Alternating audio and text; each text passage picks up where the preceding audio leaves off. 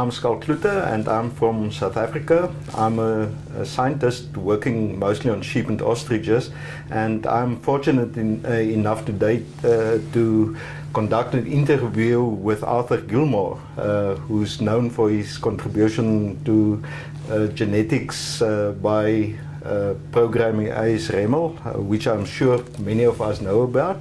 And I have to say, I've met Arthur many years ago, in 1998 it was, and since then I've kept track of what he's been doing, and it's been great knowing him. Arthur, very much welcome to this interview, and there's a number of questions that we need to address, and I would like to start by asking you, could you provide an overview of who you are, where you work, and the primary focus of your work? So, who am I? I'm the eldest of 6 children.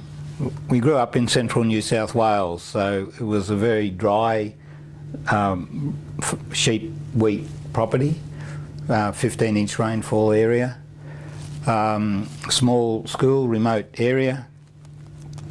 The electricity came, I guess, about the time I went to high school, and before that Dad did have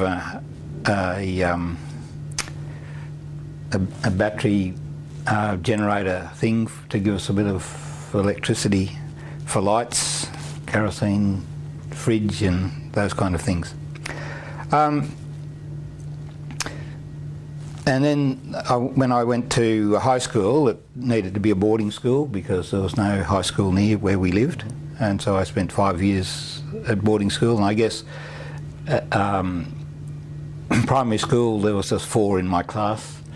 At high school there were a few more, and I managed to climb the ranks during those years and ended up being dux of Yanco Agricultural High School, which I thought was a bit of achievement. Yeah. But among a whole lot of boys who were farm boys, so I guess they weren't the elite of New South Wales at that stage.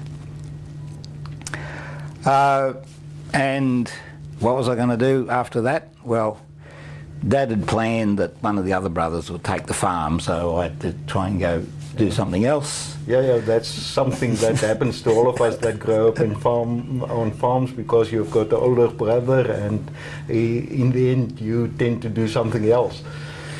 Yes, well, it didn't quite work out the way Dad planned, because the brother that he planned to take over decided to go into the Air Force, and the youngest brother, who was meant to go to university, ended up with the land. But anyway, so what was I going to do at university? Well, I didn't actually know that I could go to university because there wasn't enough money to fund me going to university, so I applied for a scholarship and got a Commonwealth scholarship. So I did agriculture, because what else does a boy on the farm do? Yeah. And the second year I got a traineeship with the Department of Agriculture. So that meant I had to sign that I was going to work for the Department of Agriculture, which I did for 42 years. So that was my career set out before I ever knew what I was going to do. But in the process, you've been employed. I know that you've been to university to do your PhD with LRA, but I'm wondering, when did you start working at Orange? Okay, so well, when at university I'd never heard of biometry or genetics or any of these things. I was always good at maths and science. So as an agriculture student we had to do maths in first year uni, and but we did the 3rd level of science, physics C it was called. But anyway, so through that course I ended up learning about biometry, and I didn't really want to get my hands dirty. I'd done enough of that on the farm. So I became a biometrician with the department in 1970.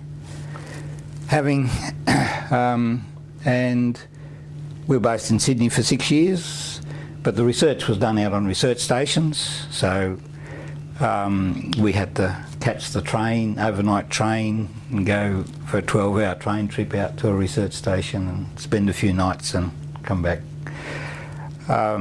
Computing was just kind of beginning, and so at the end of my primary university course, I did a Fortran course for 2 weeks and started working with, there were 12 biometricians in the branch. The calculations you did with an electronic calculator that was just transitioning from the mechanical ones that you had to turn the handle to ones that actually had a little motor that turned the handle for you, but you still had to press the buttons to put in the numbers. But we were beginning to write programs, and I took to that, and so I spent the next 40 years writing programs of various sorts. But my role was to be a biometrician, so to go and meet researchers who are 20 years older than me and tell them how to do experiments when I was just, you know. Yeah, young guy. But the experience of having grown up on the farm meant you kind of knew the background of what these experiments were all about, and the little bit of theory that I'd learned at university made that quite feasible. Yeah. So there were 6 years in head office. Then the policy was to try and get our statistical people out into the research stations. So I then spent the next 4 years at Trangie, which is a research station in the centre of New South Wales, 300 miles from Sydney. Yeah, and it's on the edge of the outback almost, I could imagine. Yes, the railway line that went past, it's 20 miles straight track, and you can see the train coming 20 miles away because of the straightness of that. Goes up and down a bit because of the undulation, but not very much. So, and you know, in those days, the telephone line, at Trangie, you had a manual exchange, so I was beginning to do some computing over the telephone line, but we had to have a special line put in, and so that the girl on the exchange wouldn't say, "Are you extending?" after every 3 minutes. Yeah. Because I wasn't listening to answer. There would be this carrier tone going through the line. Okay, so that was, so in all those years I was doing programming, but the reason for programming was always to do analyses, to move into the computing age and to have computers doing tasks that were otherwise done manually. And tell us a bit about your PhD, because I know that you did it on categorical traits, and it could be interesting to people that... So after 4 years at Trangie,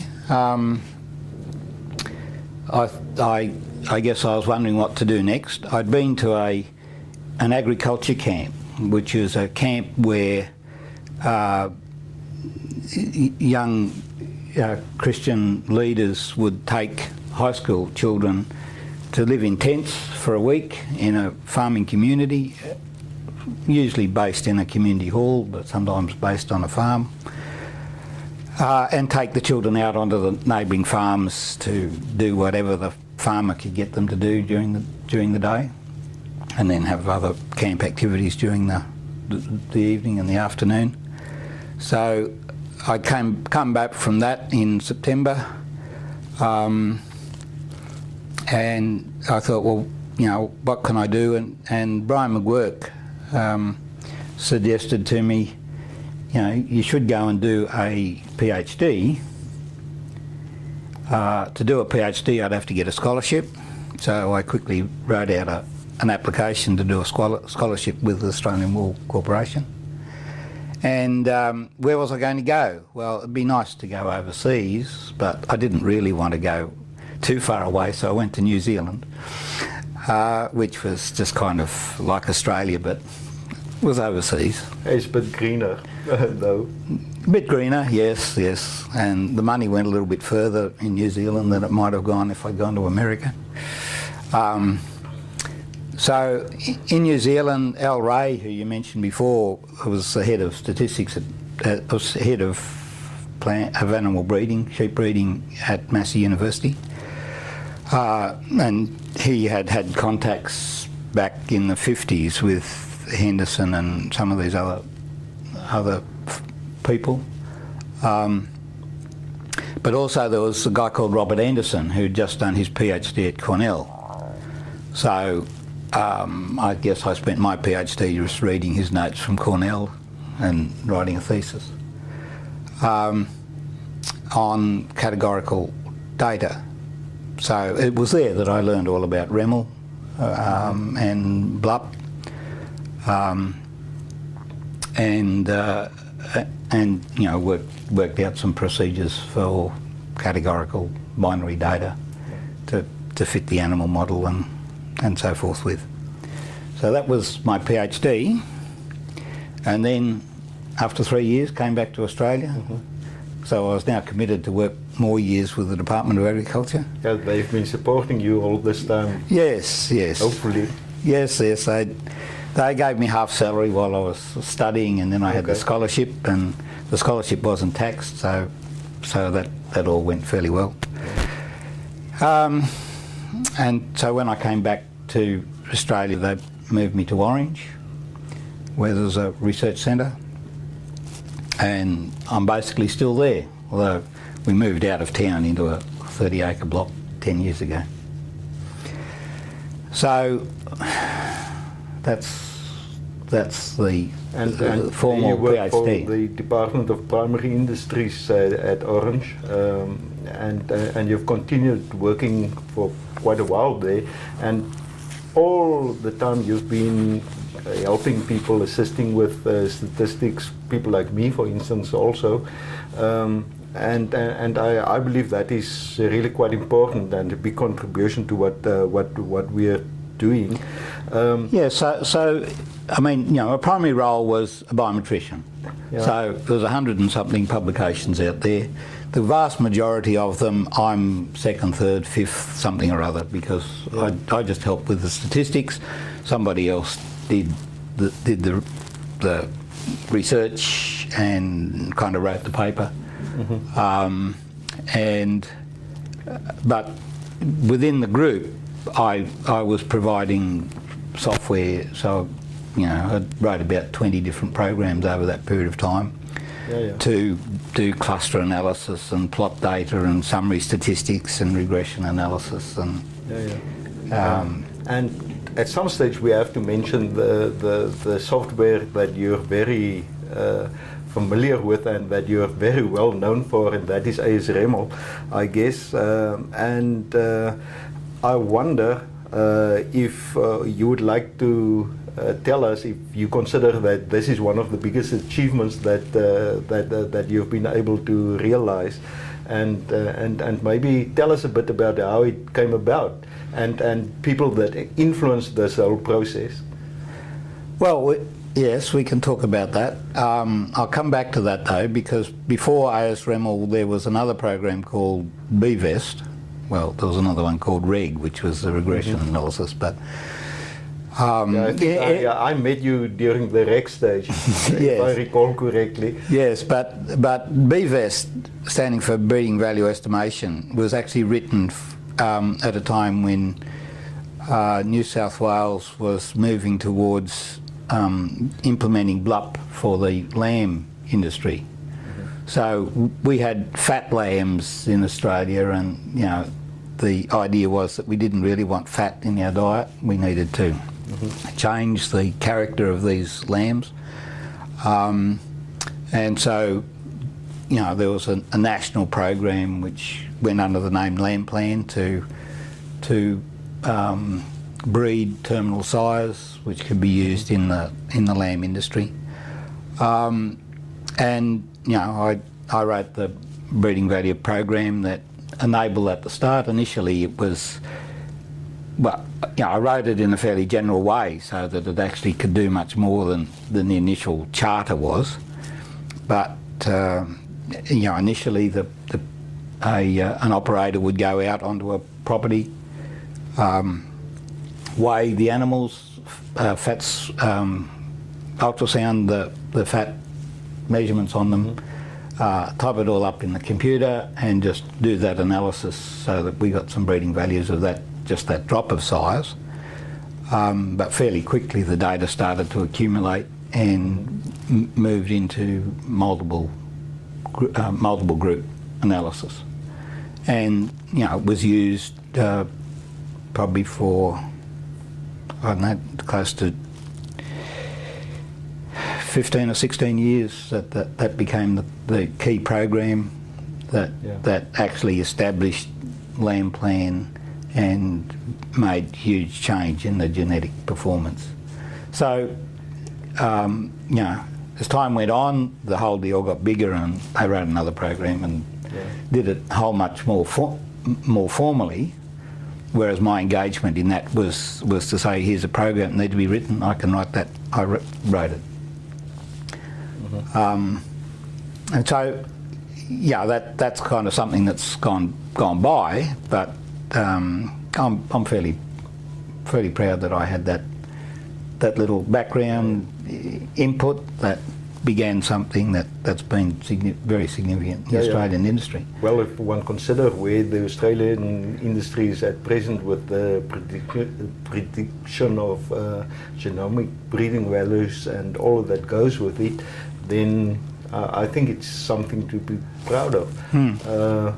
But I've mentioned AS Remmel, so... Yeah, so my whole approach to things, I guess coming from the farm environment, is that I've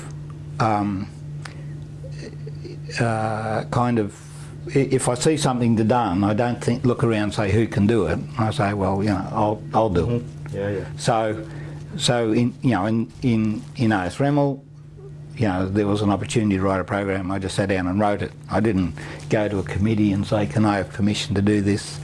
Or, you know, there was just, you know, a few people that I was working with, and I just did it. So that's what happened with the land plan thing, and that's what kind of happened with AS Remmel.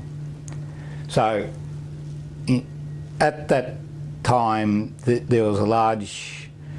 My immediate clients when I came back from New Zealand were the sheep breeders, but there were other people at the research station that I also supported. But there was another group down south at Wagga that were more involved in wheat breeding and cereal breeding. And the idea that they were developing was what we call spatial analysis of field experiments, where you have an autoregressive error correlation. Rather than fitting block effects, that you fit a autoregressive correlated error structure. And I wrote a program to do that. And then one of my colleagues, Brian Cullis, wanted to do a big analysis of 10 years of means of this data. And he tried to do it in GenStat at that stage, and Dorothy Robinson's Remmel program, and it was just too big for that. So I used ideas that Karen and I had used for derivative-free Remmel, and I'd used some of her program for some of the animal breeding stuff that I'd done at that point. I didn't particularly like the interface that she was using at that stage, so I thought I could do something better than that. But anyway, so I thought, well, I'll write a derivative-free Remmel program to solve Brian's problem. Yeah. I guess I need to step back a little bit. Well, I think about the average information bit of it. Yeah, so that came from Robin Thompson. Yeah. When I did my PhD in New Zealand, I first met Robin when they had a World Congress on sheep breeding, and they brought all these people. In 1982 it was sheep and beef cattle breeding, or... Well, I think it was probably 81. 81. But anyway, I think it was 81. And many people came to New Zealand, and among those people was Robin Thompson. Yeah. So that was when I first met him. And because he was was, he'd actually developed the whole concept of REML, and REML was what I was working on with my, the foundation of my PhD, which I then extended to categorical data. I went and visited him in Edinburgh in '82 when I went to the Second World Congress on Genetics in Spain after a biometrics meeting in Toulouse. And over the years, I don't quite understand why, but Robin was about the first house guest we had when we moved into Orange. And he was one of the first house guests we had when we moved out to the farm at Cargo. So he complains that there were no curtains on the windows or door knobs on the handles on the doors, because I'd built the house and I hadn't quite finished it. But since I've been there as well, I know he's quite isolated. So yeah, so Robin kept kind of dropping in, and I kept seeing him over the years. So we saw him in Nebraska, and every few years he'd come by. Now, so at this time when we're doing this analysis for Brian, I had the program running and was getting some answers, and Robin calls in, and we're talking about it, and he says, well, why don't we use this average information idea which he had in his head. Yeah. So he explained what was required, and it was just a small change to the program to actually get the working variables and calculate those things, and that worked. So, within a day of him producing that idea, we were analysing that data using that methodology. Over the next year, I guess, I wrote a standalone program that used that methodology in a more general framework for univariate models, and so that was applied to was a very useful exercise. And when he came back a couple of years later, I think he intended that, well, when he left me, he went to New Zealand and gave the idea to Dave Johnson, and Dave Johnson wrote a REML program called AI REML that did that for the animal production people. Yeah. And I think Robin intended to get his friends in Finland or Denmark, wherever they are, to implement it. But in the meanwhile, I'd gone ahead and done it anyway. And in '93, I spent 6 months at Roslin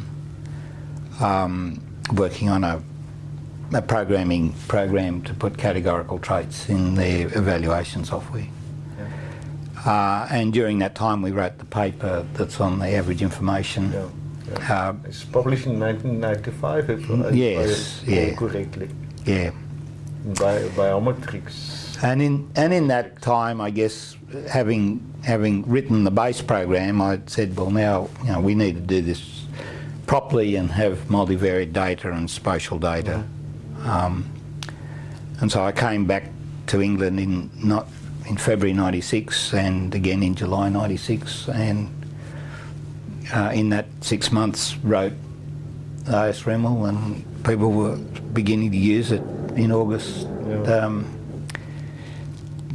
that year, '96, and the next AAABG meeting in Australia, probably a quarter of the papers were citing ASREML as the tool that they'd use to analyse their data. And it's amazing, because at that stage we still ran it from the DOS prompt, and I guess nobody's familiar with it anymore. Yeah, no, I still use the DOS prompt, but most people don't know what I'm talking about.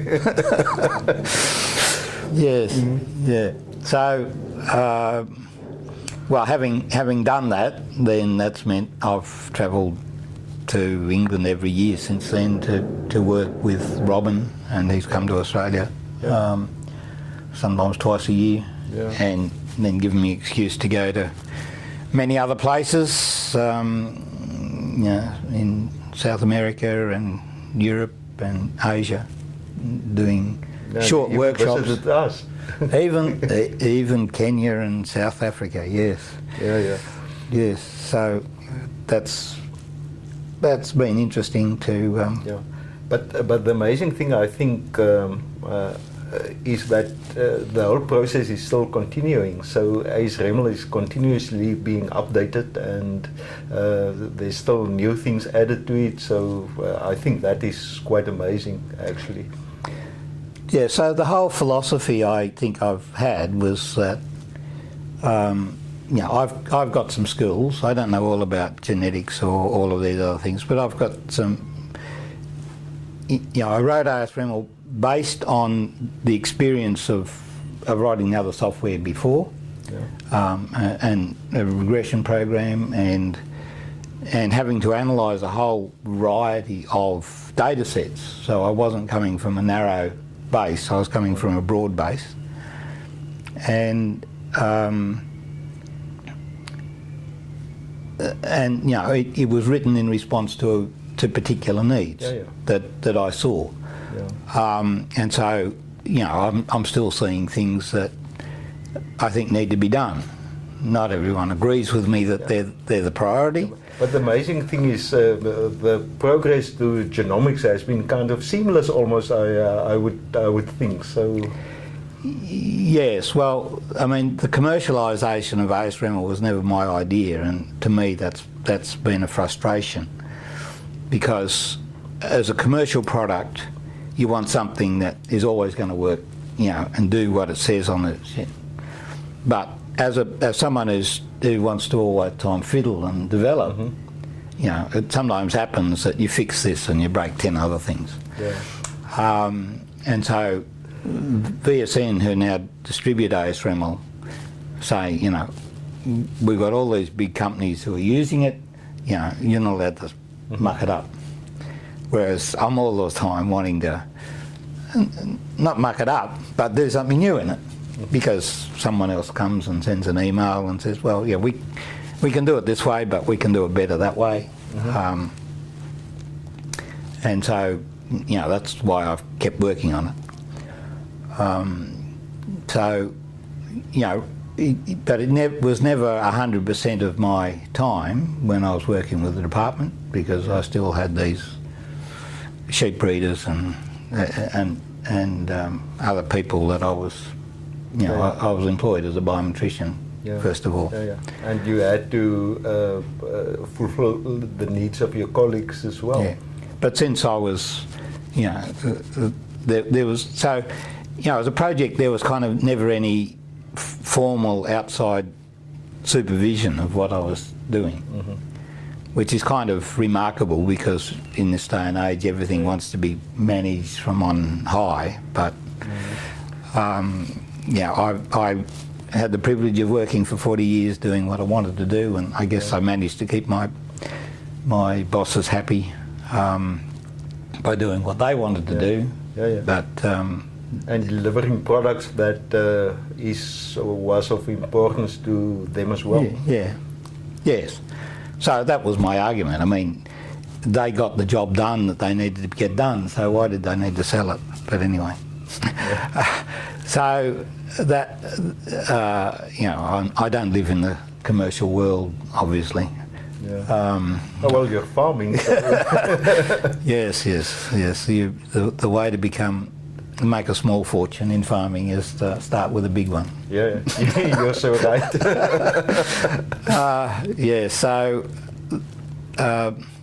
So when I turned 60, the department's program is moving away from research and into regulation and all those kind of things. So they were keen to get rid of me, but they didn't take the source code off me and didn't take the computer off me. So I've continued to work on it, sometimes with support, and at the present time VSN give me a little bit of support,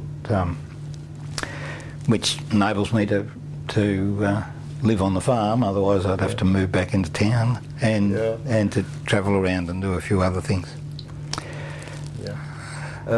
Arthur, I think we've covered quite a lot about your career and all of these sort of things. in your view, what are 2 or 3 key innovations and discoveries within the discipline we are working on? Would you like to explain to us why it's important to you?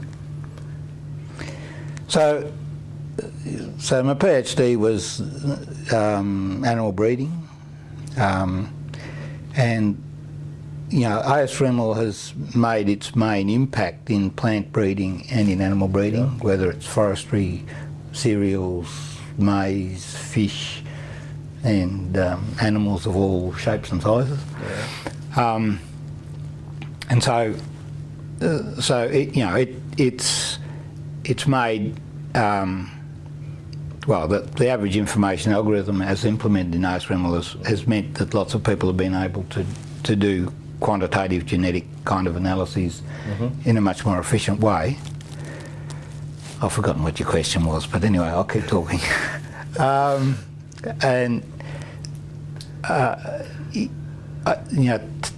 The whole concept of what we're trying to do in genetics is to increase food production for the world, to make not just to make farmers rich, but to actually there was a chap Malthus who said the world's going to run out of food, and people are still saying the world's going to run out of food and we can't do things.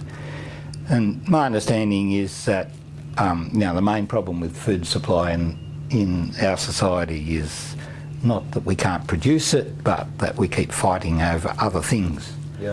And that's where the trouble is. I mean, if society could get its act together, we wouldn't have there wouldn't be a food problem at the present time anyway. And in a way, what we do as people involved in animal breeding is we try to alleviate this whole cycle and to ensure that there's food for all the 7 billion or however many people there are. So the impact of breeding in dairy production, in wheat production, it over the last 50 years is absolutely incredible.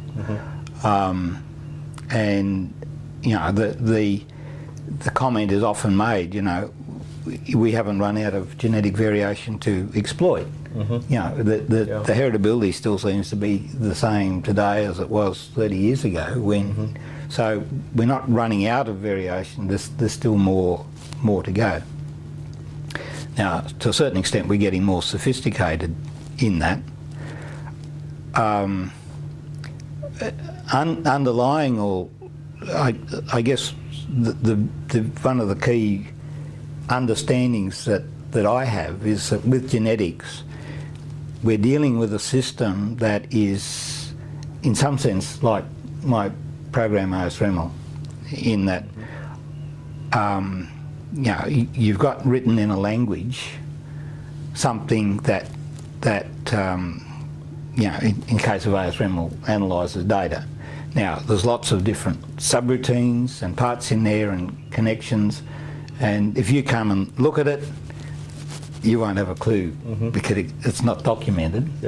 It just works, okay? I mean, there's a few cryptic comments, but there's not very many comments in there. And so when we look at the genome, we're actually looking at an incredibly sophisticated manual of life for every living creature, organism, from whether it's the smallest bacteria to the biggest whale,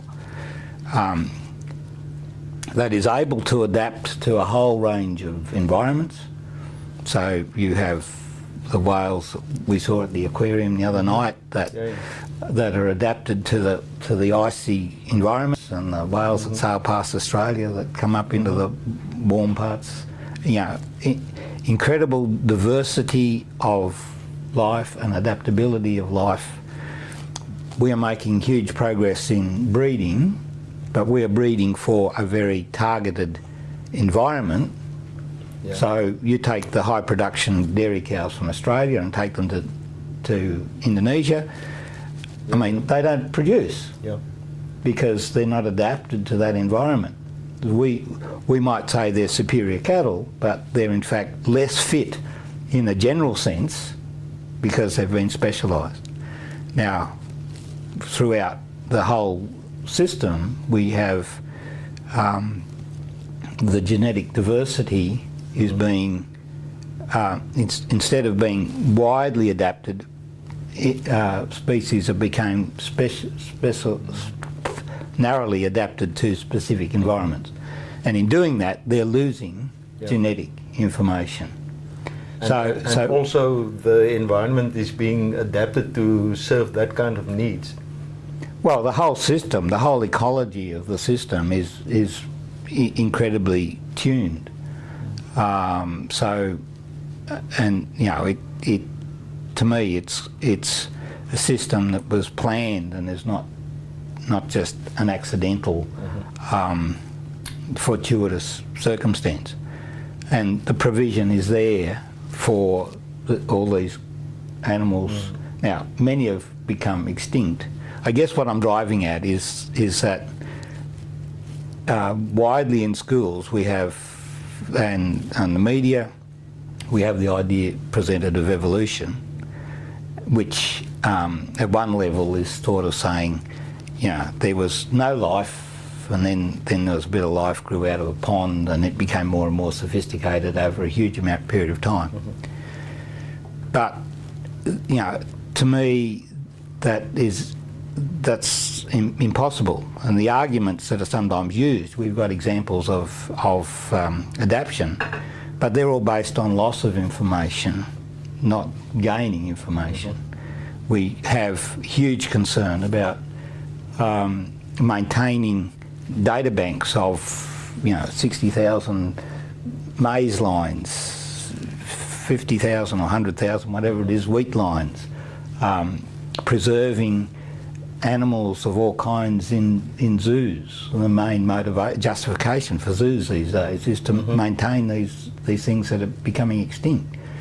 Now, if evolution, in the sense of starting from nothing and going the other way, was true, then for every individual that became extinct, we'd be able to say, but it's been replaced by something else. But of course, it's not being replaced by something else, because the whole system is running down. You know, each of our genotypes is full of mutations that are accumulating at an incredible rate. And the rate at which they accumulate indicates to me that life is not millions of years old. And I relate that to the fact that we've got, you know, there's a principle which I don't follow generally, but it says read the literature. Okay, the ancient literature that our society has is a historical document which goes back from the time of Jesus back to creation, the writing of Moses. Now, Jesus was just 2,000 years ago. When he said Moses wrote, he was just talking about something that was 1,500 years before that. And the history of those Jewish people over that period of time is connected. Then the story is thrown through. So every generation has taken these stories and added what happened in their generation, but they've known what happened the generation before. And so what Abraham wrote, he knew from his experience. What Moses wrote, he knew from his experience and his family and his circumstances, his education, and he was talking about things that happened 300 years before, 500 years before with Abraham, and records that were passed down. Now, that's a fundamental different viewpoint to that which says, you know, life is millions of years old. But when I look around, you know, the evidence I see completely agrees with that record. So a key part of Moses' story was a flood that covered the whole world, that lasted for 12 months, that killed every living being. Well, if you have a flood that kills every living being in the whole world, what's going to be the outcome? you're going to find lots of buried animals all around the world. We call them fossils. And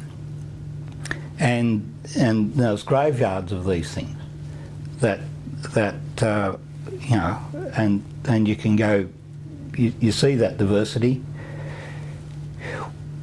People have been looking for missing links from the evolutionary thing, but all these things that are buried are just variations on the life that's still here now. I mean, okay, there's some huge wombats in Australia, which we don't have them that big now. Just as there are dinosaurs in the record that we don't have on the earth now.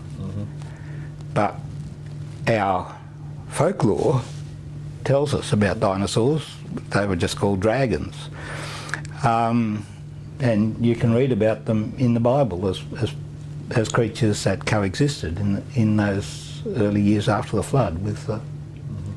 Now, I can't give you all the evidence that supports that in this little conversation. But having, seeking to be a person of integrity and saying, well, here we have a document which records things. Can we prove any of it is false or wrong? And I haven't. All I've found is that everything that I know of our present world can be understood as part of that story. That part of this whole narrative, kind of. The narrative that comes down from Moses' writing and through Jesus. Now that then points to where we're going in the future. And there's a lot of panic about climate change and so forth. But if the whole system is planned and the time frame from creation to now is about 6,000 years, then the world's not intended to live for another billion years or 10,000 years or whatever it is. There's a plan and there's a history that is known for the future, and the issues of the future are not going to be climate change. Essentially, our climate hasn't changed for 4,000 years. We have droughts. They had major droughts in Egypt in Joseph's time. Floods. We've had floods all through history. There's been cycles, and sometimes it's more severe. It may be getting a little bit warmer, but essentially the problems that the world has ahead are much more social than just focusing on thinking that we can solve the world's problems by some kind of intervention. I think as mankind we've been terribly inefficient at solving all the problems, because if one look at what is happening globally, then people are fighting and do all sorts of things. But after having arrived at this point, I would like to ask you, how do you want to be thought of in future by future students, future scholars, people involved in animal breeding and genetics, and because as a final point of this interview, I'd like you to discuss it with us a bit. I guess I don't have any ambitions of what I should be, how I would like to be thought of. I hope that people will continue to find ASREML useful. They recognise that at some point in time someone else will have to come and rewrite it in the modern parlance where you just don't have keyboards anymore. You just control it by thought or something. But we're not there yet, and there's the applications are changing with this genomic area. As a single person, I can't take on the massive organisations that others are working, but I think there are a lot of small people, students, and third world countries where the money isn't there for them to operate on in the big expensive programs. But if ASREML can help them to apply some of these things and adapt them to their environments. Yeah, because I can, well, there is a big challenge because it is so that just by applying basic principles we'd be able to do quite a lot about food production in, let's say, the continent I'm from, in Africa. So ASREML can surely play a role there. Yeah, so yeah, I'm happy to know that it's being used in India and in Kenya and in Thailand, Malaysia, and I would like to see it be used more widely. Because I'm in remote Australia and not in part of a big group, I don't expect many people are going to come and to know me or even think about me other than to say, well, hopefully there's a tool that that continues to be useful, onto the future, as long as I have strength and am allowed to keep playing with it. I'll keep playing with it.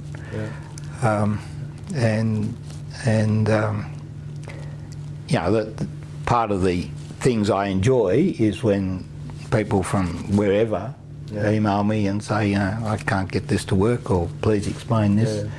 And that makes every day when somebody rings, emails, and some of these people are sophisticated and some of them are simple.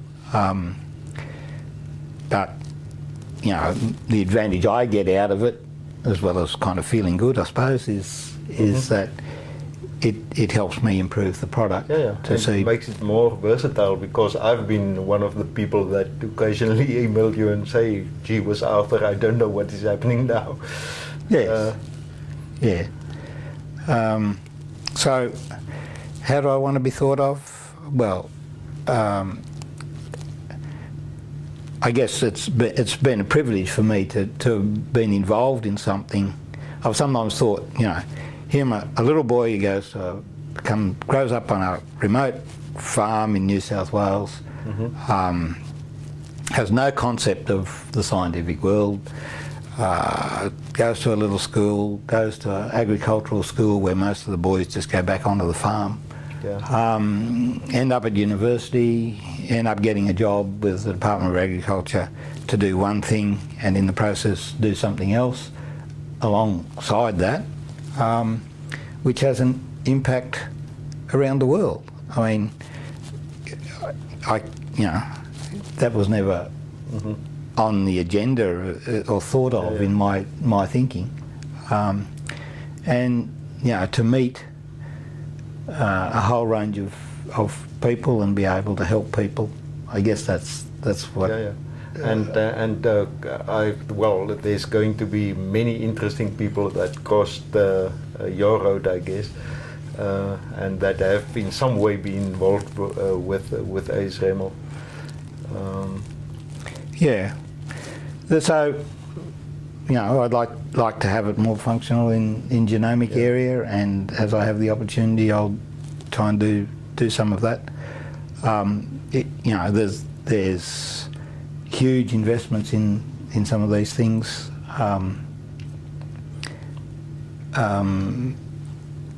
I guess my concern is that people can get tied up in the mechanics of what they're doing, and not sometimes sit back and think, well, what's the philosophy of doing this? Why are we doing it? What's the big picture in the game? Going to benefit everybody else on the planet. So it's food for thought.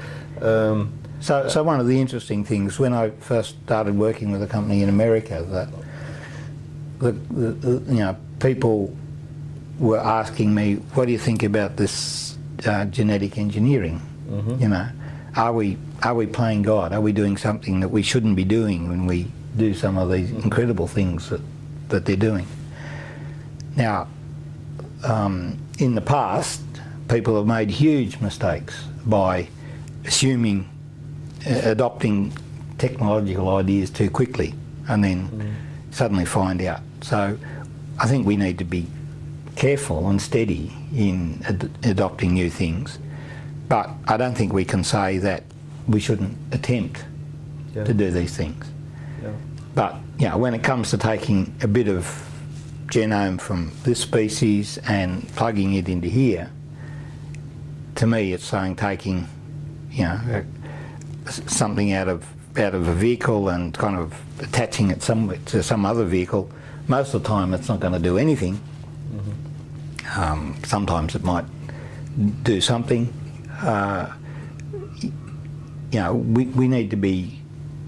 We need to have a clear picture, I think, of what we're trying to do and why we're trying to do it, and have a huge respect for what it is that we're working with. So in genetics, we've got an incredibly sophisticated system there, and we know that we can use selection to move gene frequencies, that lets us produce products that are advantageous. But there are other things that do.